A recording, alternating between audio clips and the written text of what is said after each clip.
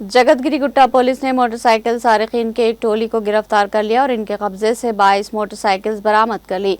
बरामदशुदा गाड़ियों की मालियत तकरीबन 42 लाख रुपये बताई गई है।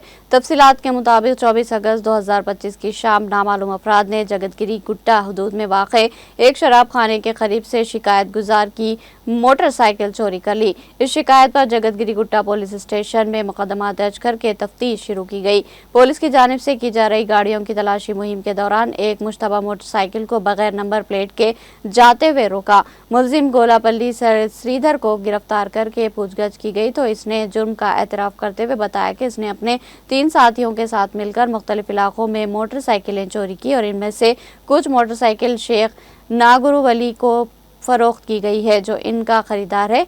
पुलिस ने मुलजिमान को गिरफ्तार करके आज अदालती तहवील में भेज दिया। इस कामयाब कार्रवाई को डीसीबी बालनगर के सुरेश कुमार की निगरानी और ACB Balnagar division P Nagaresh Reddy, SHO के नरसिम्हा और डीआईपी नरेंद्र रेड्डी की रहनुमाई में अंजाम दिया गया। कार्रवाई पर जगतगिरी गुट्टा पुलिस के क्राइम स्टाफ की बेहतरीन कारकर्दगी को सराहा गया।